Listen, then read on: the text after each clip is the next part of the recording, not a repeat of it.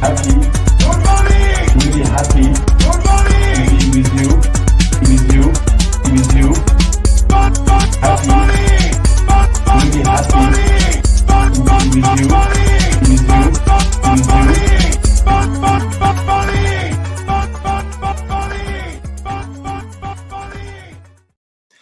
Bonjour à tous, bienvenue dans le NFT Morning. J'espère que vous allez bien. Aujourd'hui, nous sommes le vendredi 19 juin 2026. C'est le 944e épisode. Et pour cet épisode, j'ai la chance, le plaisir de recevoir Henri Bienstock, le cofondateur ou le fondateur d'ailleurs, je ne sais pas, de OK Contract. Salut Henri. Salut Rémi et welcome everybody, welcome to your morning, on NFT Morning. Et donc voilà, moi je suis cofondateur. Cofondateur. Il y a souvent des cofondateurs, c'est pour ça qu'il y a rarement des fondateurs en fait dans notre monde. Donc voilà. Ah bah c'est déjà dur de monter une startup. Alors encore plus une startup blockchain, alors encore plus tout seul. Donc du coup effectivement non, c'est mieux de pas être tout seul. Eh ben, écoute, merci beaucoup d'être là. Nous, on s'est vu, en fait, il y a des rencontres comme ça, un peu des rencontres coup de cœur. Moi, j'aime bien. On se voit sur un event, ça dure 3 minutes, mais déjà, on a l'impression de se connaître depuis longtemps. Donc, c'était, d'ailleurs, on peut en parler. C'était la semaine dernière au Wave de Monaco. Exactement. Et voilà. Et donc, j'ai eu le plaisir de discuter avec toi. Et tu m'as parlé de ton projet. J'ai trouvé ça vraiment hyper intéressant, et c'est pour ça que voilà, une semaine plus tard tu es là, et ce projet il s'appelle OK Contract. Voilà, exactement. Et donc moi j'étais à Monaco, donc je suis venu à WAIB Web en français, parce que j'étais en fait le modérateur du panel justement qui parlait de risk management, donc tous les topics allant de la sécurité des assets, alors ce qu'on fait directement, jusqu'à d'autres risques, puisqu'en fait on avait on était 6 en tout dans mon petit panel, et donc on avait un hedge fund qui fait du trading, où pour lui du coup le risque c'est aussi le risque financier, c'est par exemple d'acheter le mauvais token ou le bon token au mauvais moment, sans même parler d'attaque ou quoi que ce soit. Et on avait aussi une avocate qui nous a parlé d'un risque auquel on pense pas souvent, c'est qu'elle a appelé le risque psychologique. C'est tout simplement le risque de FOMO, et de se faire avoir en achetant quelque chose parce que tout le monde en parle, mais peut-être que effectivement c'était pas une bonne décision financière. Donc ça compte comme un risque aussi. Donc voilà, on avait un panel assez large. Je pense c'est un risque que tout le monde qu'on a tous connu en fait. Ah on se fait avoir une fois, ouais. Au moins une fois. Généralement, on se fait avoir une fois en se disant plus jamais, et bizarrement, on retombe. Voilà, je pense que c'est dans la nature humaine, le FOMO.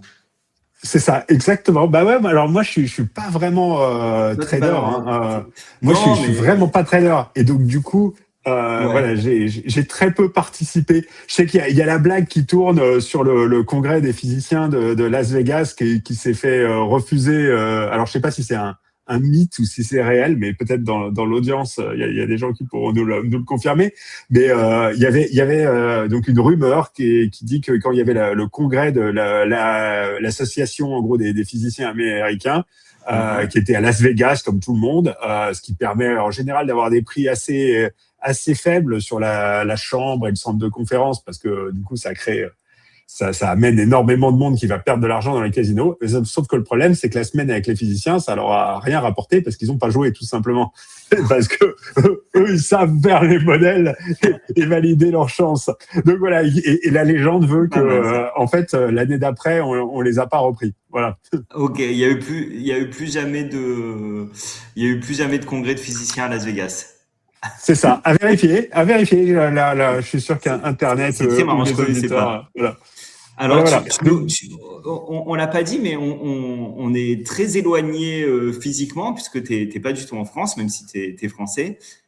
Est-ce qu'on peut dire où t'es, ou c'est oui, ça fait non, c'est pas top secret, c'est sur mon LinkedIn. Moi, ça fait 6 ans que je suis à Singapour maintenant, donc ça fait un bon moment. Voilà. Donc, merci beaucoup d'être là en milieu d'après-midi. C'est ça, c'est l'après-midi, c'est facile. Voilà, ça se voit à la lumière. J'aime bien commencer, parce qu'on s'est un peu parlé, mais on s'est pas tout dit quand même. En 5 minutes, on pouvait pas tout se raconter.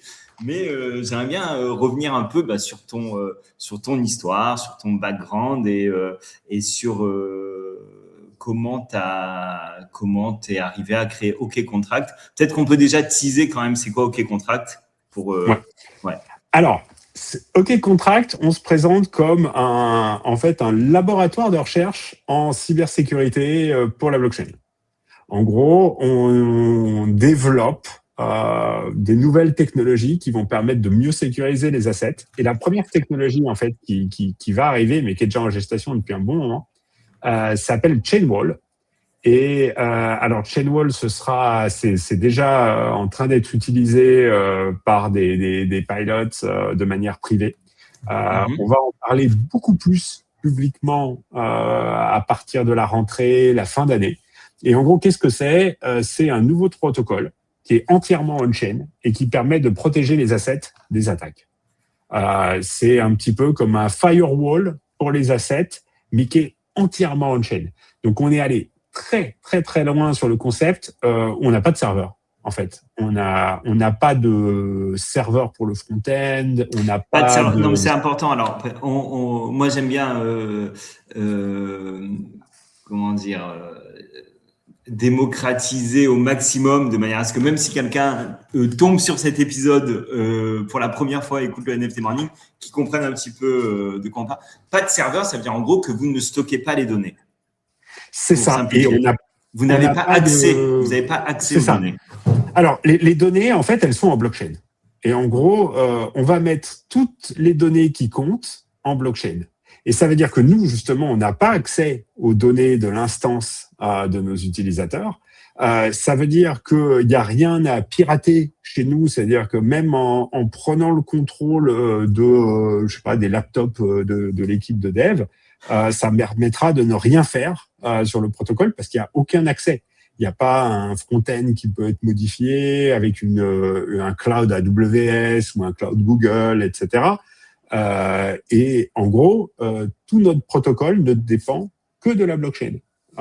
Et donc, c'est beaucoup, beaucoup plus dur à attaquer. Parce qu'aujourd'hui, quand on regarde ce qui s'est passé sur les attaques ces derniers mois, ces dernières années, il y a de moins en moins d'attaques sur les smart contracts. Alors, il y en a toujours, hein, mais il y a en proportion moins d'attaques sur les smart contracts eux-mêmes. Mais de plus en plus d'attaques à la périphérie. Par exemple, l'année dernière, l'attaque Bybit, la très très grosse attaque, c'était des développeurs de Bybit qui se sont fait de Safe, qui se sont fait attaquer leur laptop, qui du coup ont perdu les clés du compte AWS, le compte AWS qui gère du coup toute l'infrastructure IT centralisée de la société. Et partant de ça, ils ont pu déployer un faux front-end de Gnosis Safe. Et sur ce faux front-end, mais c'était un faux vrai. C'est-à-dire que c'était pas le front-end prévu par les développeurs, mais il était réellement publié sur le vrai certificat TLS, sur le vrai domaine, etc. Et Bybit est allé se connecter sur l'interface de Safe, sur le site. En pensant que c'était le vrai. En pensant que c'était le vrai, sauf que c'était un faux qui leur a volé l'argent. 1,5 milliard quand même. Ok, faudra qu'on on va vulgariser tout ça, mais Gnosis, ça permet en fait le multisig, c'est ça? Ouais, exactement. Okay. Ça permet le multisig. Donc, le multisignature, c'est-à-dire qu'il y a plusieurs personnes. Il faut l'accord de plusieurs personnes pour interagir sur un wallet. Exactement. Et ça, c'est très bien. Mais ça, c'est très, très bien. Et on le fait aussi, d'ailleurs. Sauf que là, ça a été, c'était tronqué, quoi. Et c'était tronqué par la périphérie, par le front-end. Et c'est pour ça que, nous, on travaille à faire qu'on n'a pas ces maillons faibles. Donc, on élimine les maillons faibles les uns après les autres. Et ça fait que, du coup, on n'a pas le droit d'utiliser le cloud. Alors, c'est très compliqué, hein. C'est-à-dire que ça a énormément de conséquences. Et c'est pour ça qu'on met beaucoup de temps à sortir quelque chose de correct, en tout cas de manière publique. Pour l'instant, c'est utilisé de manière privée. Ok, bon, là, on a le contexte, on a compris. Voilà. Maintenant, qui es-tu? Bonne question. Alors, donc moi, je suis comment on appelle celui qui marche à l'envers quand tout le monde va dans un sens. En fait, je suis le mouton qui marche à rebrousse-poil. Okay. C'est parce qu'en fait, moi, j'ai fait une thèse en IA, en fait. Ah ouais. Donc, je suis le gars qui vient de l'IA et qui s'est barré de l'IA pour aller en blockchain. Le ouf. Ça existe. Le ouf. Ouais, c'est ça. C'est moi. Bonjour. et donc, du coup, voilà, moi, j'ai fait ma... En IA, c'était quoi le sujet de ta thèse? Alors, moi, c'était même spécifiquement en machine learning, donc plutôt des maths appliquées. Et donc, moi, je travaillais justement sur les modèles d'apprentissage. Donc, ma thèse était particulièrement sur l'apprentissage de la structure des modèles. Donc, c'est des sujets toujours très d'actualité. Hein, c'est genre la structure des LLM. Hein, c'est le même, c'est exactement le même sujet. Et comment on apprend cette structure sans avoir de données étiquetées. Alors, c'était ça ma thèse. Donc, ça s'appelle Unsupervised Learning. Les données étiquetées, c'est quoi exactement? Eh ben, les données étiquetées, c'est quand tu dis je vais apprendre à une AI à reconnaître les chats des chiens, et tu vas lui dire tiens, voilà 1000 photos de chats, et à chaque fois la photo c'est un chat, la photo c'est un chat. 1000 photos de chiens, tiens, la photo c'est un chien, la photo c'est un chien. Après, il arrive à faire la différence. Il apprend la différence. Et ensuite, tu peux lui demander, tiens, est-ce que c'est un chat ou un chien? Et en fait, comment ça marche? C'est qu'il apprend ce qu'on appelle des frontières, en gros, pour séparer les images dans une façon de représenter les images qu'on appelle un espace en maths. Voilà. Et donc, en gros, toutes ces méthodes, que ce soit des réseaux de neurones ou d'autres types de méthodes proches, ce que ça fait, c'est que ça prend les données, donc l'image avec chacun de ces pixels. C'est très, on peut pas raisonner comme ça. Donc du coup, on va extraire ça, on va le projeter dans ce qu'on appelle un espace, et dedans, on va trouver en fait une frontière qui va séparer les chats d'un côté, les chiens de l'autre. Et en fait, ce qu'on apprend, c'est la frontière. Et donc ça, c'est de l'apprentissage supervisé. Mais en non supervisé, tu peux pas faire ça. C'est que tu cherches à apprendre la structure. Tu as bien des exemples, mais tu sais pas ce que sont tes exemples.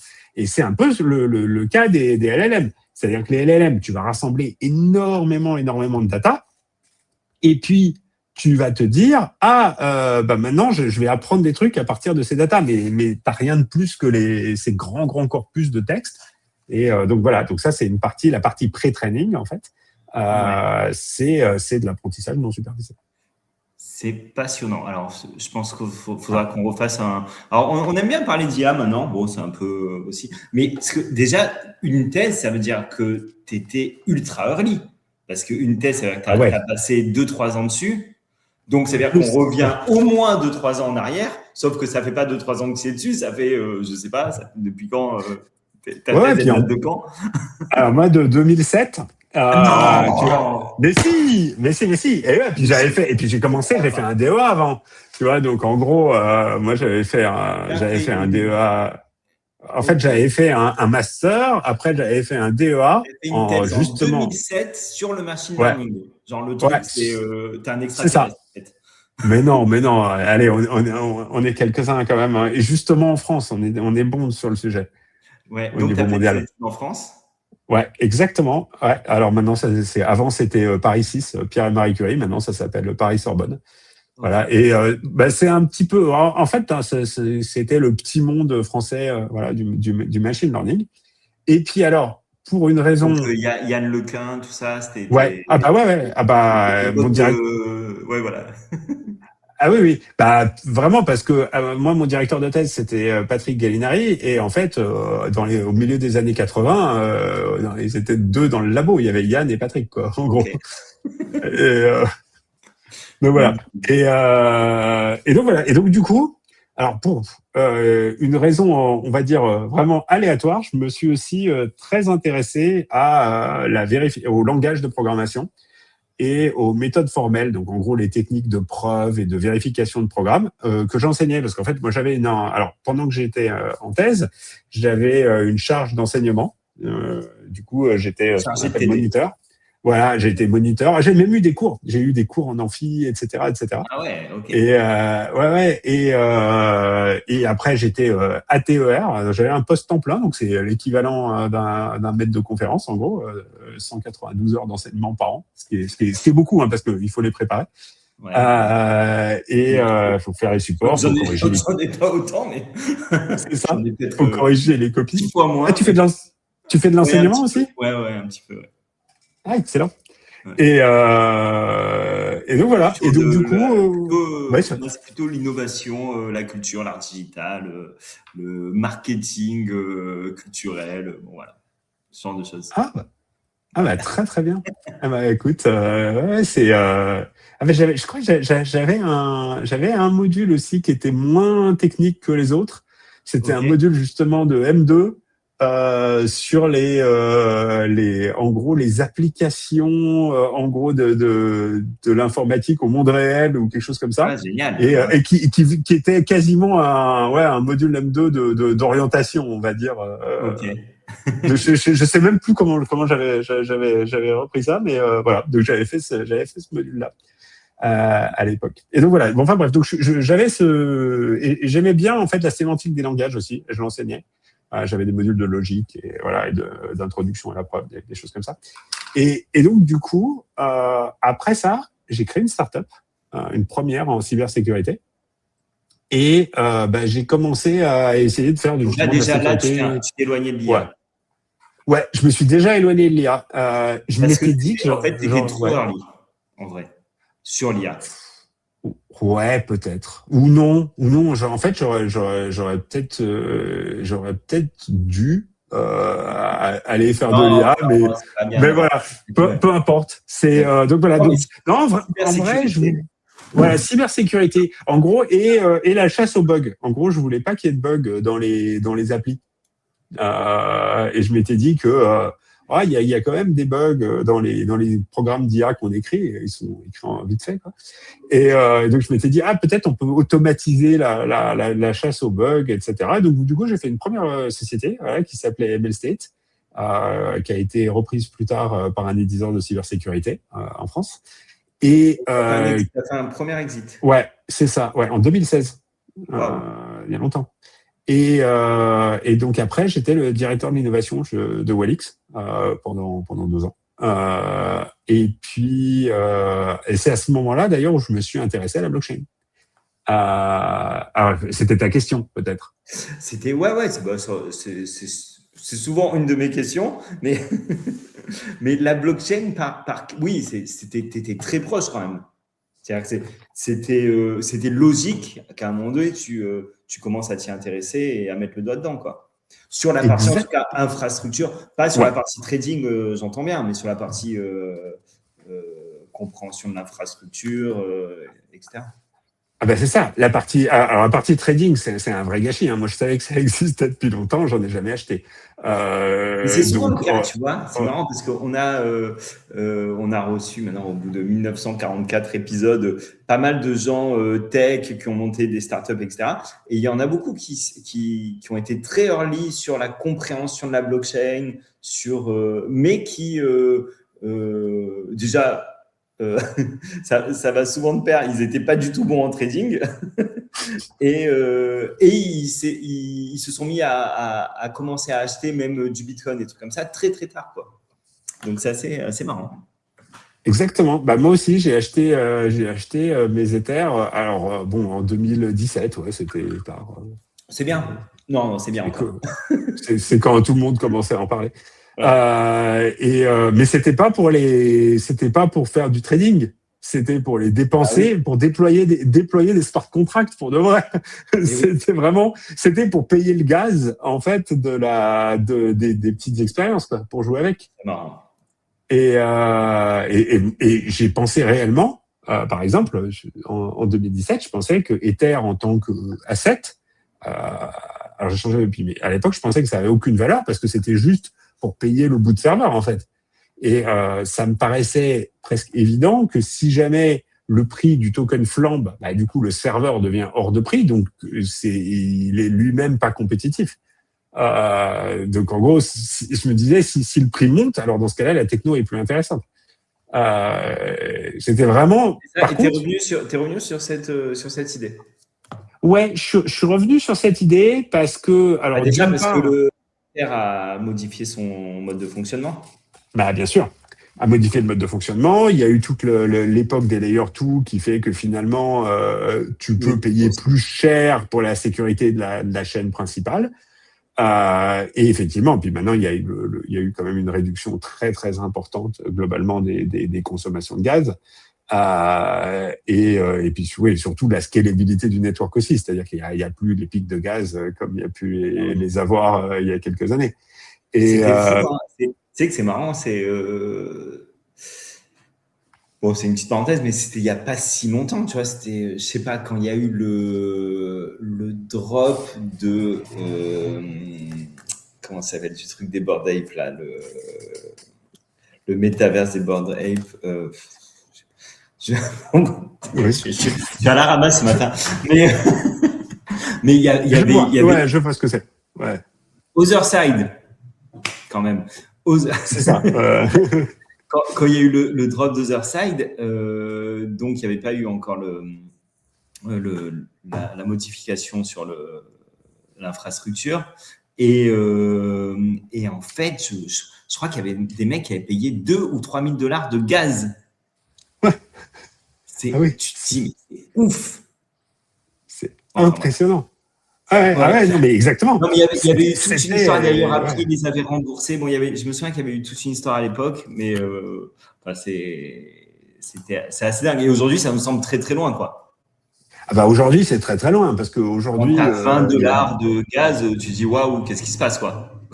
Oui, même quasiment $1, même sur Mainnet. Et ne parlons pas des layer 2 où, en gros, normalement, c'est ça, ouais. Alors que normalement, voilà, pour la plupart des transactions qui vont être, je sais pas, par exemple en L2, c'est 1 centime une seconde et la question se pose plus. Et là, on est arrivé où, bah voilà. Et mais c'est vrai que voilà. Donc du coup voilà, moi ce qui m'a amené, si tu veux revenir au smart contract, ce qui m'a amené au smart contract, c'est qu'à l'époque, donc on développait un système de chiffrement de données, dit de bout en bout, donc end-to-end encryption. Et moi j'avais fait donc un audit en gros de sécurité de nos outils. Et la principale vulnérabilité, c'était les serveurs. C'était mais qu'est-ce qui se passe si jamais le serveur se fait attaquer?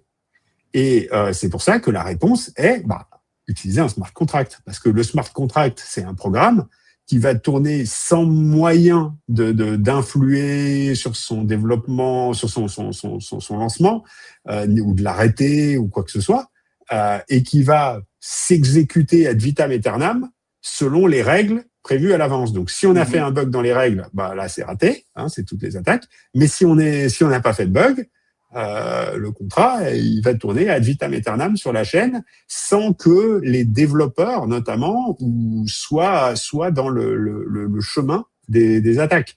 C'est-à-dire que l'idée, c'est qu'une fois qu'on a déployé son smart contract, si son smart contract n'est pas possédé par une clé qui permet de faire quelque chose dessus, ce qu'on appelle dishound, en gros, ça y est, il tourne et plus rien ne l'arrête. Voilà. Il s'exécute par rapport aux règles qu'on lui a attribuées, quoi.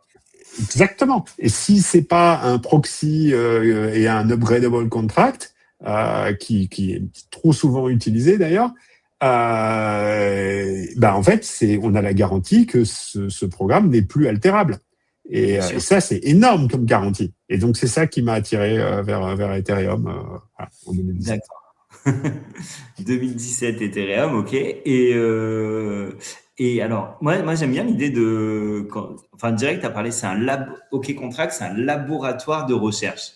Donc, j'aime bien cette idée. Et ça veut dire que vous avez plusieurs sujets de recherche en même temps aujourd'hui? Alors, ouais, en fait, avant de lancer Chainwall, on avait exploré d'autres idées qui étaient liées déjà au front-end décentralisé. Donc nous, au début, la première chose qu'on avait lancée, et d'ailleurs dans le monde des NFT, on avait fait un partenariat avec Sandbox pour ça.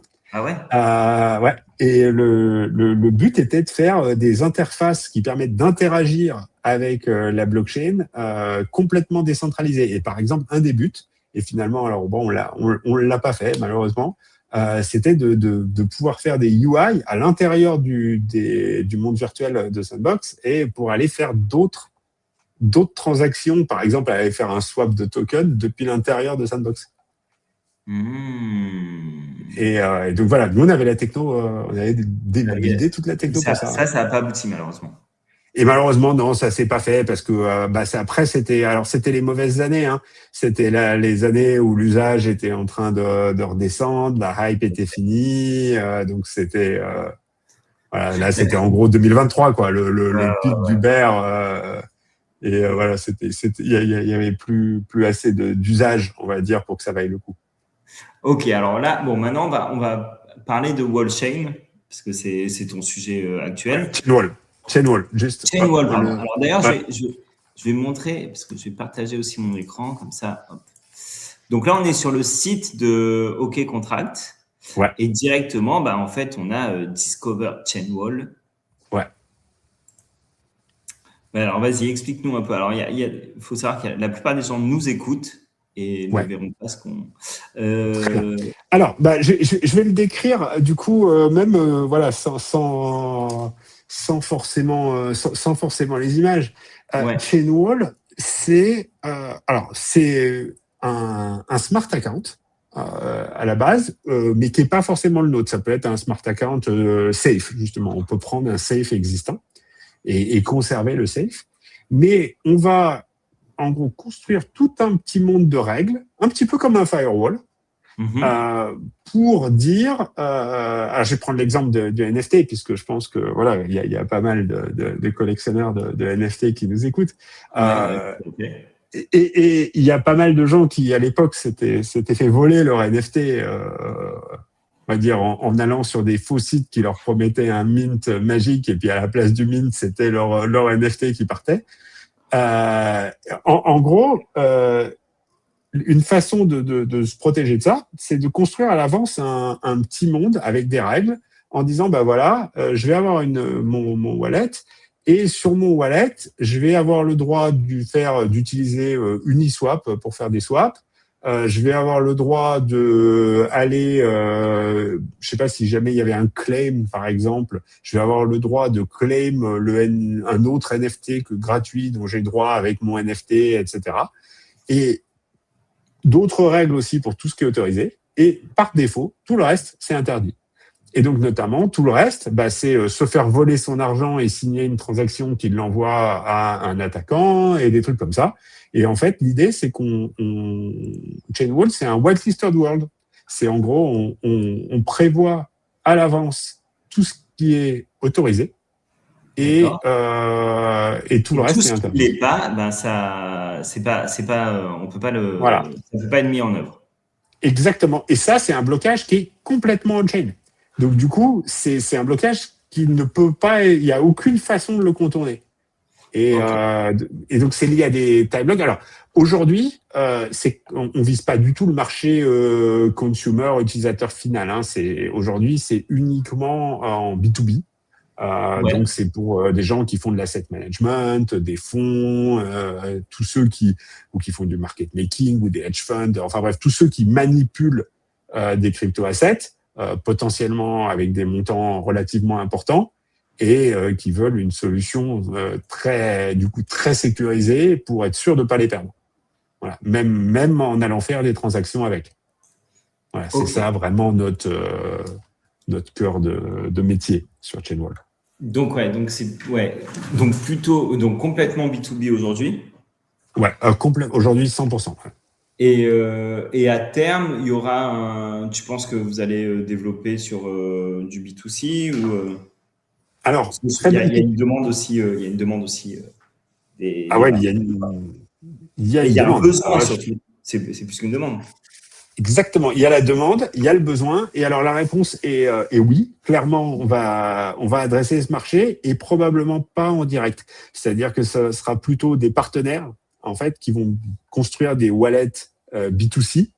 À partir de notre solution, en fait. À partir de notre solution, c'est ça, exactement. Y compris des wallets existants.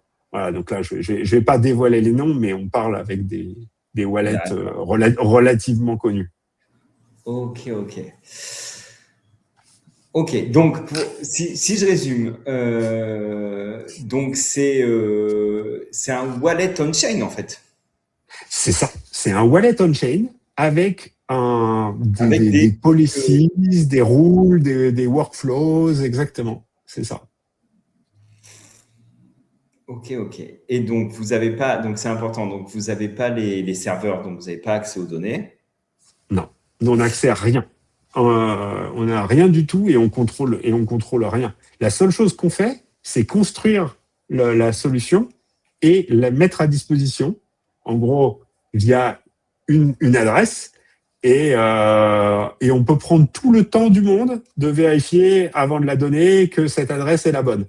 C'est-à-dire, tu peux dire, ah, tiens, voilà, moi je te dis ça, c'est la source de mes contrats, donc tu vas pouvoir aller l'étudier pendant 15 jours, mettons, pour vérifier que tout est bon, que rien ne peut être mis à jour, etc., etc. Et puis à ce moment-là, quand tu as fait, mettons, ton audit indépendant, tu peux commencer à l'utiliser. Donc là, on parle évidemment de comptes B2B qui manipulent des sommes assez importantes. Et donc, en gros, voilà, où c'est tout à fait justifié de passer le temps pour se rendre compte que c'est bien la bonne solution et qu'il n'y a plus aucune façon de venir la modifier. Ok. Alors bon, moi c'est une question que je t'ai posée quand on s'est vu. C'est ma première question. C'est d'ailleurs ça a été justement. Alors je comprends l'histoire des sécurités que vous mettez en place, des modes de sécurité. Du coup, en fait, moi par exemple, imaginons la plupart des gens, j'imagine, ils ont un wallet qu'ils utilisent au quotidien pour faire leurs transactions et tout, et un wallet qui est un peu, en tout cas moi c'est ce que je fais, un wallet un peu off où je stocke mes trucs et je n'interagis pas avec, où je stocke mes trucs de valeur. C'est ça, et tu n'interagis pas avec. Ça veut dire que j'interagis pas avec, c'est-à-dire j'envoie les trucs, mes assets importants quoi, qui ont de la valeur, dessus, et puis voilà. Mais quand tu dois connecter cette wallet. Ouais. Donc effectivement, c'est très bien. Hein, non mais j'ai plusieurs questions d'ailleurs. Tu vois, moi j'en ai une pour toi. Okay. Ouais. Quand tu connectes cette wallet, tu passes combien de temps à vérifier sur l'écran du device que tous les paramètres sont bons? 0. Je regarde. Tu fais confiance à quoi? Je fais confiance au fait que je fais confiance au fait que je l'utilise pas, donc il n'y a pas de raison que. Mais si tu le branches pour faire un transfert, tant que tu l'utilises pas, voilà, la seule chose qui peut t'arriver, c'est de perdre le mot de passe, un incendie, des trucs comme ça. Ok, ça c'est un premier truc. Mais si jamais tu l'utilises jamais, ça veut dire que tu fais aucun retour, on va dire. Mais peut-être tu fais quand même un retour de temps en temps. Des fois, tu as pour voir si tout est encore là, quoi. Ah oui, mais est-ce que tu signes une transaction des fois sur ce wallet? A priori, ça peut t'arriver. Oui, ça peut m'arriver. Si je mets en vente, par exemple, un des assets, je vais être obligé de signer une transaction. Ah bah voilà. Et celle-là, tu passes combien de temps à vérifier cette transaction? À vérifier que tout est absolument bon? C'est une erreur, hein. Généralement, pas suffisamment de temps. Si c'est c'est ça. Quelques secondes. Eh ben, tu fais juste confiance à ce que tu vois sur ton écran. Voilà. Mais si jamais ton ordinateur a été attaqué, ce que tu vois sur ton écran, c'est pas les bonnes infos. Mais je pense que c'est un vrai problème de ce monde-là, en fait. Un vrai problème du crypto-monde. C'est que le clic est irrévocable. Parce que moi, ça m'est souvent arrivé de cliquer sur un truc et de me dire, déjà, de me dire, est-ce que j'ai bien fait de cliquer? je touche du bois, j'ai jamais eu de problème à ce niveau-là, mais voilà, quand même le sentiment, même d'aller sur des sites ou de connecter mon wallet sur des sites que je connaissais pas en fait. Donc bon voilà, mais je trouve que c'est un énorme problème. Exactement, c'est un énorme problème. Et alors c'est le problème en fait, c'est peut-être qu'on fait trop confiance. Oui, il y a un problème de trop de confiance. Et tout vient du fait que c'est irrévocable. Et c'est ce que tu as dit, c'est à la seconde où la transaction est partie, c'est fini. On est libre avec pas libre, mais on est seul face à nous-mêmes. Alors voilà, c'est évidemment quand on est maximaliste, on trouve ça génial de posséder notre propre richesse et d'en faire ce qu'on veut et tout, sans passer par un tiers, etc. Sur le papier, c'est très bien, mais en fait, ça demande une responsabilité qu'on n'est peut-être pas apte à supporter. Exactement. C'est tout le sujet et c'est pour ça, en gros, qu'on essaye de trouver une solution technologique à ce problème-là. Et voilà, en commençant par les institutionnels et les clients enterprise, parce que c'est eux qui globalement ont le besoin le plus grand sur le sujet, quoi.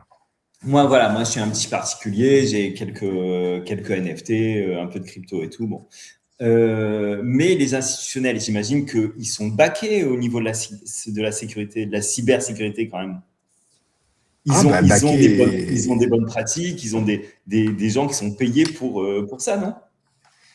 Ah bah oui, mais n'empêche, on est quasiment à 4 milliards de dollars d'attaques l'année dernière et cette année, malheureusement, par très très fort aussi. Donc, c'est le vrai problème, c'est que les attaquants, leur niveau monte aussi.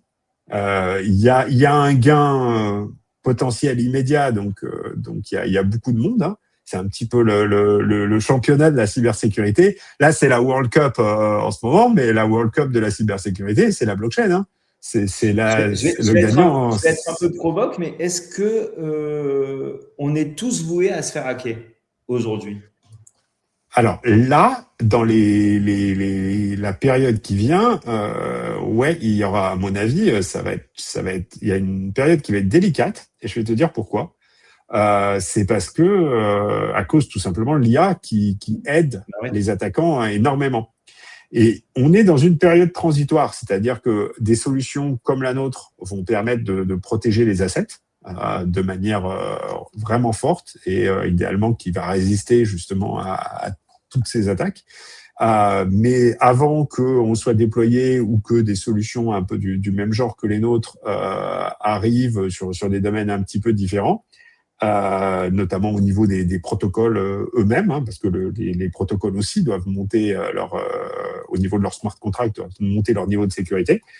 Donc je dirais que les 2 prochaines années, il y aura peut-être pas mal d'attaques parce que c'est tout ce que Anthropic et OpenAI et de plus en plus les modèles open source comme ZAI, GLM, etc. Vont trouver de plus en plus de vulnérabilités. Et, ouais, DeepSeek aussi. Là, en ce moment, apparemment c'est GLM 5.2 dans les open weights modèles qui est assez fort. Et qui trouve les mêmes vulnérabilités que en gros Opus 4.8 chez Anthropic, voire le Fable qui est resté pendant. J'allais te poser la question. Est-ce que c'est une des raisons du retrait de Fable? C'est la raison invoquée. La raison invoquée du retrait, c'est le risque pour la cybersécurité. Alors pas uniquement la blockchain, mais c'était ce risque. C'est le risque cyber. Et alors après, en plus, moi, mon opinion, alors j'ai pas eu le temps malheureusement parce que j'étais avec toi à Monaco à WAID, donc du coup, de diguer. J'ai pas eu le temps de dig, mais mais dans la team, on a regardé un petit peu. Et en fait, Fable, donc oui, il était pas mal parce qu'il était plus autonome que les autres modèles, mais il n'était pas à ce point-là meilleur. C'est-à-dire que, en gros, il était meilleur en mode automatique. Mais si jamais il est bien utilisé, bien prompté, un Opus 4.8 ou un ChatGPT 5.5 Pro, des trucs comme ça, ils sont aussi bons. Donc, ils trouvent quand même les vulnérabilités. Et ça, c'est toujours disponible. Donc, Mais Fable, si j'ai bien compris, il est encore disponible aux US? Non, il a été coupé pour tout le monde. Ok. Il a été coupé pour tout le monde parce que justement, ils ont eu un ordre du gouvernement américain d'interdire l'accès aux non-américains, sauf que, y compris les non-américains aux États-Unis. Donc, comme Anthropic n'est pas en mesure de vérifier ça, ils ont dû couper pour tout le monde. Et pour respecter l'ordre. Et donc voilà. Donc du coup, moi je dirais que pendant 2 ans, on va avoir pas mal d'attaques et pas mal de protocoles qui peuvent se faire attaquer. Et notamment, il peut y avoir beaucoup de surprises sur des protocoles un petit peu plus vieux qui se pensaient à l'abri depuis. Et, c'est important. C'est quoi? Non, je vais pas donner de nom. Je vais dire, j'ai donné par exemple un protocole DeFi qui a toujours de la liquidité, qui a eu ses moments de gloire en 2021, 2022, qui a toujours de la TVL. Et où l'équipe a diminué depuis, ils font moins de mises à jour, ils sont plus trop là, et le protocole il tourne toujours on-chain, il a toujours des assets. D'ailleurs, ça peut être des collections NFT aussi. Et pour ceux qui ont fait des contrats un peu costauds. Et donc du coup, c'est ce qu'on a vu par exemple avec Balancer. C'était en fin d'année dernière. Ils se sont fait quand même attaquer pour 140 millions. Et Balancer, c'était Balancer V2. Ça existait depuis 2021. La faille, elle était là depuis. Elle est restée 5 ans grande ouverte. N'importe qui pouvait tout voler. Et on pense que c'était un LLM. C'était une des premières attaques faites par des modèles IA, parce que quand on regarde le script de l'attaque, il contient l'attaque, mais en même temps, il y avait des sortes de petites erreurs de débutants qui sont typiques d'un LLM, c'est-à-dire qu'il peut être à la fois très brillant et très nul dans la même réponse. Donc, soit c'est ça, soit c'est quelqu'un qui a fait exprès de mettre des commentaires, parce qu'en gros, pour te dire, dans l'attaque de Balancer, il y avait des commentaires quasiment en disant copie cette ligne-là pour voir si ça marche ou un truc comme ça. Okay. Et donc, soit c'est quelqu'un qui faisait ça pour troller, qui l'a vraiment trouvé à la main et qui s'est dit tiens, je vais me faire passer pour un LLM, ça va faire hype. Ou c'était réellement une attaque de LLM que quelqu'un a juste copié-collé et ça a marché. Voilà. Sauf que ça s'est passé il y a combien de temps? C'était en fin d'année dernière, je crois que c'était novembre, un truc comme ça. Ouais. Non, mais fin d'année dernière, c'est-à-dire qu'aujourd'hui, les modèles, ils sont 10 fois, 100 fois plus puissants. Donc, les erreurs seraient plus du tout les mêmes. Donc, là, c'est ça, ils cherchent, et il y a forcément plein de gens qui cherchent des vulnérabilités smart contract, des vulnérabilités d'infrastructure, beaucoup. C'est parce que c'est là où smart contract, ça a été audité. Donc normalement, il y a eu, alors les audits, ça aide, clairement. Des fois, ça suffit pas, mais ça aide.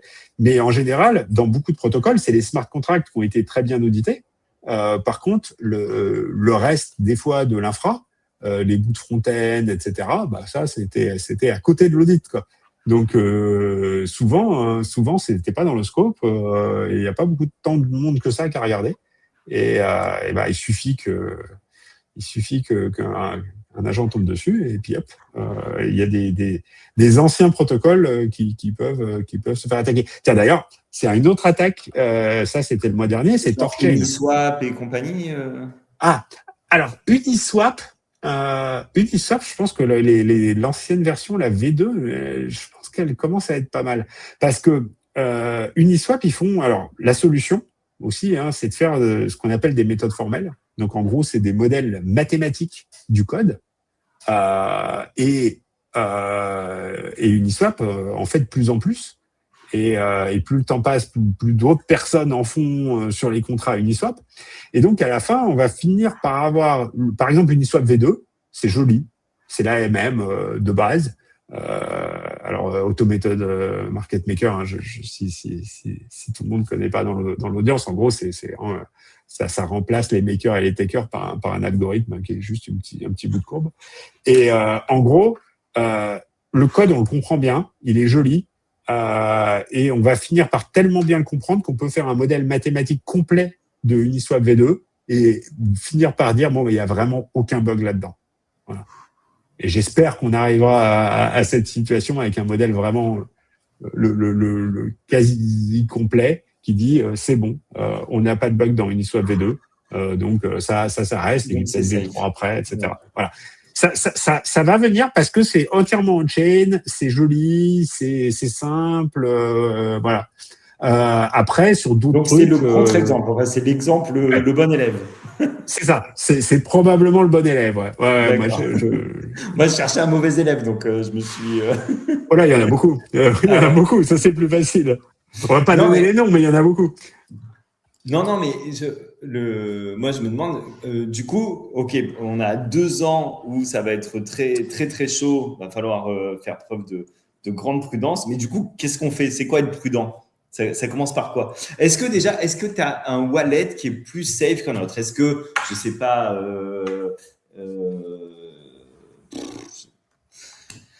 Chainwall, bien sûr. Hein? Chainwall, bien sûr. Ouais. Mais à part ça, mais c'est pas encore publiquement disponible. Donc, oui, voilà. Sinon, à part ça, toi, ça compte même pas, quoi. Ben voilà, mais moi j'en utilise. Par contre, donc en gros, est-ce que MetaMask c'est moins ou c'est mieux ou c'est moins bien que Non, alors il faut quand même utiliser un hardware wallet. Tout ce qui est les clés directement dans une session d'ordinateur, ça c'est clairement pas bon. Voilà. Ouais. Mais tu vois, on parle de hack. On sait que Ledger, alors c'était pas sur l'infrastructure même, mais c'est justement sur la périphérie. On sait qu'il y a eu déjà des hacks chez Ledger avec des fuites de données, etc. Ouais. Alors, c'est des fuites de données au niveau marketing. Hein, donc ça, c'est effectivement, c'est grave pour autre chose. C'est grave pour la sécurité physique. C'est ça, c'est les adresses mail, les adresses postales même. Donc, voilà, je savais pas qu'il y avait eu aussi les adresses postales. Il y avait les adresses postales. Puisque en gros, c'est le mailing, c'est la base de clients. En gros, la base des commandes clients qui avait leaké via un prestataire. Hein. C'était pas la faute de Ledger directement, c'était un prestataire. Tu reçois ta clé par la poste. Bien sûr. Faut toujours se faire livrer à la box de réception de colis du Carrefour. Et faut jamais. Alors ça c'est important. C'est marrant, mais ça fait partie d'une des bonnes pratiques. Ça ne pas mettre son adresse. Bien sûr. Éviter de. Ouais. Non, c'est une bonne pratique évidemment.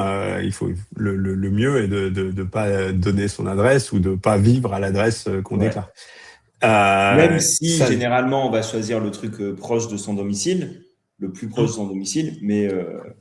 C'est beaucoup moins grave. Et donc ça, effectivement, c'est voilà par rapport à ce qui arrive à Ledger. Non, Ledger, pour l'instant, il n'y a pas eu d'attaque sur le Secure Element lui-même, c'est-à-dire sur la clé, et ce qui est quand même le plus important. Et bien sûr, voilà, donc il faut juste s'assurer que la source est authentique, ce qui n'est pas forcément toujours le plus facile, mais voilà, faut s'assurer de la provenance d'origine. Donc je sais pas, faut les acheter à Ledger physiquement sur un salon. Donc voilà. Donc voilà, donc ça c'est clair que ce qu'il faut éviter en tout cas, c'est d'avoir la clé directement sur l'ordinateur, parce que ça aujourd'hui il y a quand même plein de façons de prendre le contrôle d'un ordinateur. Par exemple, l'ordinateur sur lequel là je suis connecté et on se parle, je fais aucune confiance à cet ordinateur. Et sur son mobile, pareil. Alors mobile, ça peut être un peu mieux.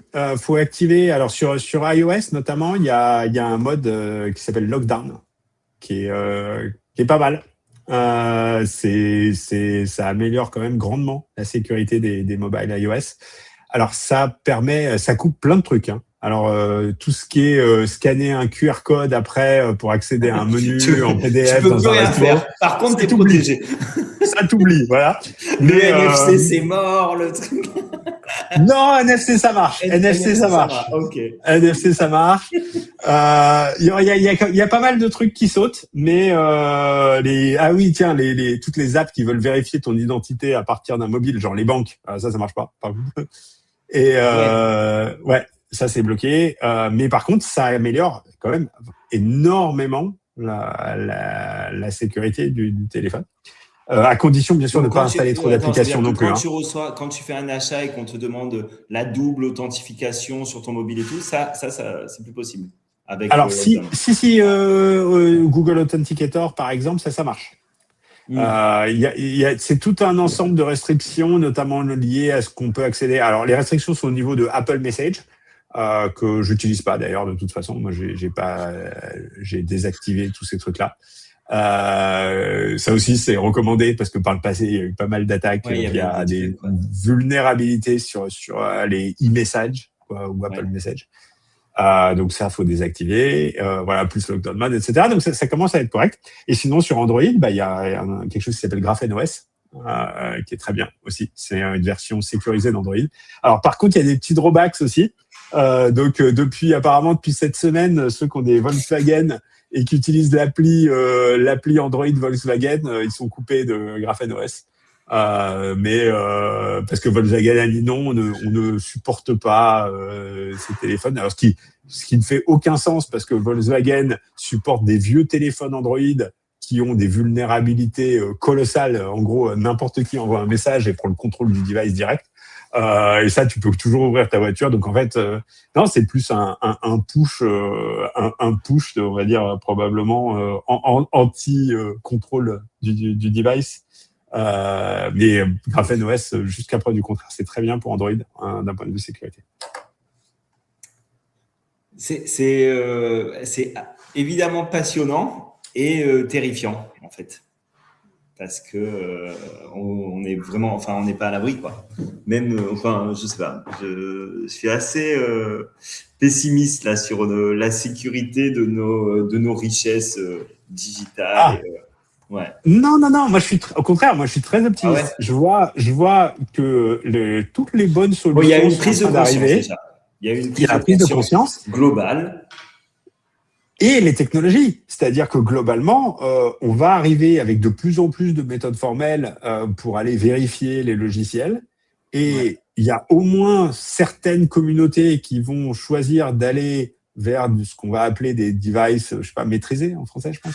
C'est en gros des devices où on a quand même le moins de code possible, le code le plus sécurisé possible, et à la fin, on arrive à avoir une bonne assurance sur la qualité et les propriétés de sécurité. Je dirais qu'au contraire, non, ça s'améliore. Et même au niveau, par exemple, des systèmes d'exploitation. Alors, système d'exploitation, je pense que par défaut, macOS, c'est pas si mal aujourd'hui. Windows, c'est un peu plus problématique et Linux, c'est très bien à condition de bien le configurer, ce qui n'est pas forcément facile non plus, c'est pas forcément les distributions par défaut non plus. Et en plus, il y a eu pas mal de vulnérabilités trouvées par l'IA quand même dans les kernels récemment, donc faut laisser décanter un petit peu.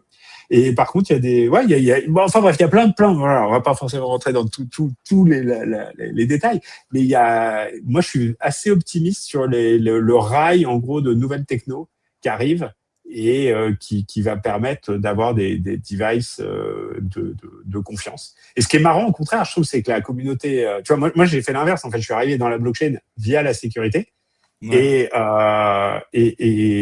l'impression que j'ai en discutant avec plein de gens dans les communautés, les confs blockchain, etc., c'est que la communauté des utilisateurs de blockchain deviennent à la fois, par exemple, des experts de la finance, au niveau de ceux qui travaillent dans le monde de la finance ou qui l'ont étudié ou qui en ont fait leur carrière, et aussi deviennent des experts en sécurité. Et c'est assez marrant de voir cette convergence finalement où les gens qui sont dans l'écosystème blockchain deviennent entre guillemets les esprits les plus avancés sur ces sujets qui, moi, je trouve, sont passionnants et me paraissent assez. Non, mais tu vois, parce que quand je te dis, est-ce qu'on est tous voués à se faire hacker sur nos crypto-assets, mais la vérité, c'est que même dans le monde réel, on entend tous les jours, enfin, il y a des milliards de méthodes où on se fait hacker notre compte en banque Société Générale ou BNP ou whatever, quoi. Faut que j'en dise un peu. Ou LCL. C'est ça. J'utilise aucun. J'ai mais ça veut dire que en France. Mais le truc, c'est que peut-être que quand on est dans le monde crypto, il y a une espèce une alerte rouge qui fait que peut-être qu'on a moins de risques de se faire hacker dans le monde réel parce qu'on connaît un peu les risques du monde crypto, quoi. Très probablement. Ouais. Et après, il reste les risques liés au défaut de l'infrastructure bancaire, parce que bon, en gros, le problème de l'infrastructure bancaire, c'est qu'aujourd'hui, c'est tellement simple de réaliser un achat juste avec les données qui sont imprimées sur la carte. C'est un petit peu comme si on se baladait avec sa recovery key dans la poche, quoi.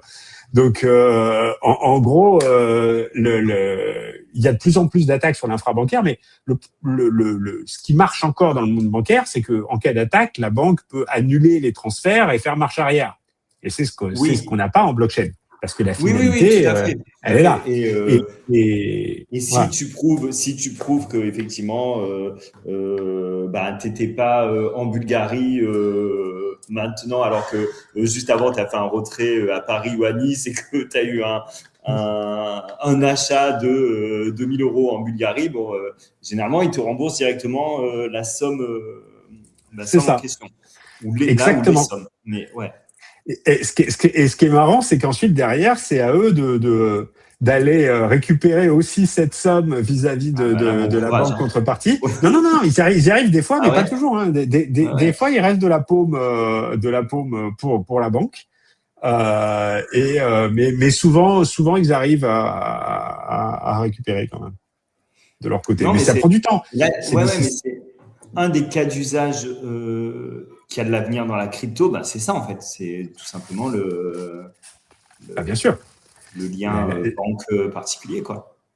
Et surtout, moi je dirais, c'est la technologie. Là, aujourd'hui, l'essentiel des discussions qu'on a sont pas uniquement dans le monde blockchain, mais à l'intersection blockchain, fintech, voire carrément banque, parce que la technologie blockchain, elle est fantastique, elle est extraordinaire. Elle résout. C'est comme si on faisait un bond de 50 ans d'un seul coup entre les technologies qui sont utilisées dans les systèmes bancaires aujourd'hui. D'ailleurs, j'ai une question. Quand Morgan Stanley ou JP Morgan achètent des ETF Bitcoin ou Ethereum, du coup, ils sont exposés à la blockchain ou pas nécessairement? Alors, techniquement, probablement pas, parce que dans la plupart des cas, ils passent par des entreprises qu'on appelle des custodians. Et donc, on en avait sur mon panel. Oui, mais il y a forcément quelqu'un qui est exposé, c'est ça que je veux dire. Voilà, mais en général, ça va être des custodians. Donc, des sociétés comme Coinbase, bien sûr, BitGo, Zodiac, qui s'est fait racheter par Stanchart. Ces sociétés-là, en fait, dont le métier est d'opérer et de garder les coins pour ceux qui... Et donc toi, pour boucler la boucle, donc toi, tes clients que tu cherches ou que tu as peut-être déjà, c'est eux aujourd'hui. Oui, entre autres, bien sûr. C'est eux ou ceux qui veulent être... Ou par exemple, tout ce qui va être des funds qui font du trading. Par exemple, les hedge funds. Parce que le problème de la custody, c'est que, OK, tu délègues ton risque à quelqu'un, mais ça fait que les procédures pour faire des opérations sont relativement lentes, elles sont pas du tout private, etc. Ça veut dire qu'en gros, tu appelles ton custodian et tu lui dis tiens, maintenant moi je veux faire un transfert. Il dit oui, on va faire un call vidéo, je vais t'authentifier sur le call vidéo, etc., etc. Donc c'est compliqué, ça prend du temps. Et alors que des hedge funds, eux, ils veulent trader des fois sur une seconde, 2 secondes, etc. Donc tout ce modèle en fait de reposer sur un custodian n'est pas possible pour eux. Donc du coup, eux, ils sont obligés d'opérer les assets en direct. Donc là aussi, ça fait plein de cibles pour nous. Génial. J'adore cette discussion. Mais ça fait bien. C'est très intéressant. Voilà, exactement. Ouais, moi j'ai un team meeting là qui est déjà démarré sur moi. Ok. Non, mais c'est bon, mais en tout cas, c'était un grand plaisir d'échanger avec toi. Moi, j'espère qu'il y aura une solution dédiée aux particuliers. C'est important. Alors, juste, on rappelle, surtout, ne mettez pas votre adresse postale si vous commandez votre Ledger ou autre. Évitez. Exactement. Non, et puis, OK. Ah oui, et d'ailleurs, OK Contract, juste, j'ai vu que, donc, d'ailleurs, tu en as parlé, Vitalik vous a cité lors d'une de ses Ouais, même plusieurs fois en fait. Il a écrit un blog post en fait qui il dit en gros dans le futur les wallets seront comme ça et OK Contract le fait déjà. Ça c'était dans un blog post et puis du coup il nous avait cité dans sa keynote à ICC. Voilà, il avait dit qu'en gros on était à Cannes, voilà, en disant qu'on était la solution la plus spécialisée pour aller loin dans la sécurité des digital assets. Voilà. Donc merci beaucoup Vitalik. Bah ouais, un petit peu. Et donc effectivement, mais voilà, c'est vrai qu'on est, on est assez proche de l'écosystème Ethereum. Voilà, je pense que tu as compris. J'ai bien compris. Et donc effectivement, qui pour moi est clairement le plus avancé sur toutes les problématiques réelles techniques de sécurité. Et finalement, tu vois, les NFT étaient sur Ethereum et les chaînes d'Ethereum, donc c'est en grande partie, donc c'était tout à fait justifié, quoi. Je peux te poser une dernière question? Vas-y, bien sûr. Sur toi, l'IA, tu l'utilises comment du coup aujourd'hui avec toute ton expertise? Alors, on utilise beaucoup l'IA pour faire du test et de la vérification. Donc, effectivement, en gros, d'autant plus qu'on utilise des méthodes formelles. Du coup, on fait ce qui est. Mais j'en avais parlé. En fait, j'avais donné un talk à Stanford l'année dernière, à Stanford Blockchain AI Summit. Ouais, c'était un all-star line-up. Il y avait que les founders des billion-dollar protocoles ou des trucs comme ça. Les chercheurs de Stanford et puis moi, je sais pas, il y a une erreur. 2007, mec. T'as fait ta thèse en 2007 sur le machine learning. Ouais, c'est pour ça qu'ils m'ont pris. T'avais ta place. C'est pour ça qu'ils m'ont pris. Et ben du coup justement j'avais donné un talk là-dessus sur comment on utilise l'IA pour faire de la preuve et j'avais dit alors c'était l'année dernière hein, et depuis l'idée au début l'idée elle était assez rare et maintenant elle commence à se répandre. En gros on peut utiliser l'IA pour vérifier des preuves et ça c'est vachement bien. Ça accélère beaucoup les petites heuristiques qu'on utilisait pendant des années pour faire des preuves formelles. Donc, en gros, c'est modèles mathématiques du code. Et avec l'IA, on va plus vite. Et puis, c'est la même preuve. C'est ça qui est bien. C'est-à-dire, comme c'est des maths, une fois en gros, si on a montré que 1 + 1 = 2, on s'en fout comment on a montré. Si on l'a prouvé, c'est que c'est bon. Et donc, du coup, le skill, ça devient de dire les propriétés qu'on veut prouver. Parce que ça, c'est toujours dur pour l'IA. Et ensuite, l'IA se débrouille pour voir si elle arrive à trouver toute seule. Si elle arrive à trouver toute seule la preuve magique, c'est gagné. On n'a pas à la faire à la main. Sinon, il faut l'aider. Et comme ça, d'ailleurs, ça va bien au-delà de la blockchain. Ces derniers temps, il y a des nouvelles maths, vraiment des pures maths, qui sont trouvées par l'IA. Hein. Ça buzz, ça fait des articles de temps en temps. Et c'est exactement comme ça que c'est fait. C'est-à-dire qu'on utilise des techniques de preuve formelles, les mêmes outils. Donc, notamment un techno qui s'appelle Lean. Et en fait, l'IA cherche et trouve des nouvelles maths au niveau au-delà des mathématiciens. C'est un nouveau continent qui s'ouvre. Exactement. Et voilà. Donc là, on a dépassé complètement la blockchain et c'est à mon avis le most in all statement qu'on peut faire aujourd'hui. En tout cas, beaucoup, voilà. Henri, merci, c'était trop cool de parler avec toi. T'es le bienvenu, reviens quand tu veux. Et puis j'espère qu'on se verra à Singapour ou ailleurs. Et pour Token. Allez. Ça marche. Merci beaucoup. Merci, écoute, c'était très très agréable de te parler, Rémi, et à tous les auditeurs du NFT Morning. Voilà, passez une bonne journée. Et merci à bientôt. beaucoup. Et good morning. Happy. Good morning. Really happy. Good morning. To be with you.